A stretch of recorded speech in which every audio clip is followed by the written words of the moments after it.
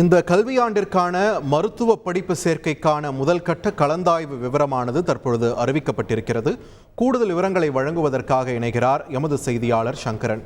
சங்கரன், வணக்கம். இந்த கலந்தாய்வு விவரம் நமக்கு சொல்வது என்ன? எந்தெந்த தேதிகளில் நடைபெற இருக்கிறது? விரிவான தகவல்களை பதிவு பண்ணுங்க. வணக்கம். இந்த ஆண்டு MBBS BDS படிப்புகளில் சேர்வதற்கு விண்ணப்பித்த மாணவர்களுக்கான ரேங்க் லிஸ்ட் என்று சொல்லக்கூடிய தரவரிசை பட்டியல் நேற்று காலை சென்னையில் வெளியிடப்பட்டது.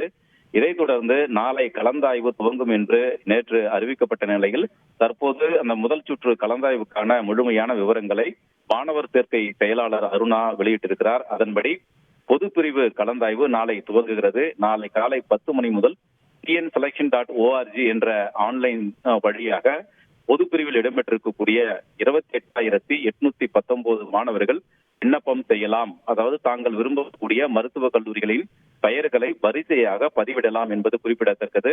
எனவே நாளை காலை 10 மணி முதல் 27ஆம் தேதி மாலை 5 மணி வரை இந்த மாணவர்கள் தாங்கள் விரும்பக்கூடிய மருத்துவக் கல்லூரிகளின் பெயர்களை பதிவு செய்யலாம். இந்த அரசு ஒதுக்கீட்டு இடங்களை பொறுத்தவரை நீட் மதிப்பெண் 720 முதல் 127 மதிப்பெண்கள் வரையிலான மாணவர்கள் இந்த கலந்தாய்வில் இடம்பெற அனுமதிக்கப்பட்டிருக்கிறார்கள்.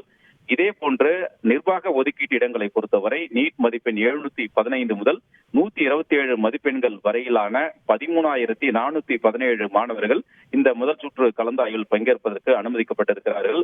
இந்த முதல் சுற்று கலந்தாய்வை பொறுத்தவரை 28ஆம் தேதி அந்த மாணவர்களுக்கான இடங்கள் ஒதுக்கீடு செய்யப்படும் என்றும் 29ஆம் தேதி தற்காலிகமான அந்த முடிவுகள் என்பது வெளியிடப்படும் என்று தெரிவித்திருக்கக்கூடிய செயலாளர் 30ஆம் தேதி இந்த மாதம் 30ஆம் தேதி இறுதியான முடிவுகள் வெளியிடப்படும் என்று தெரிவித்திருக்கிறார்.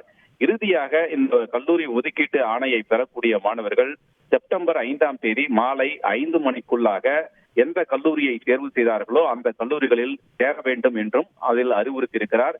இதே போன்று சிறப்பு பிரிவு மாணவர்களை பொறுத்தவரை, அதாவது அரசு பள்ளிகளில் படித்த 7.5 விழுக்காட்டின் கீழ் தகுதி பெற்றிருக்கக்கூடிய மாணவர்கள், முன்னாள் ராணுவத்தினரின் வாரிசுகள், விளையாட்டு பிரிவு மாணவர்கள் மற்றும் மாற்றுத்திறனாளி மாணவர்கள் ஆகியோருக்கான இந்த கலந்தாய்வு என்பது நாளை மறுநாள் 22ஆம் தேதி நேரடி முறையில் சென்னை ஓமந்தூரார் சிறப்பு மருத்துவமனை வளாகத்தில் நடைபெறுகிறது.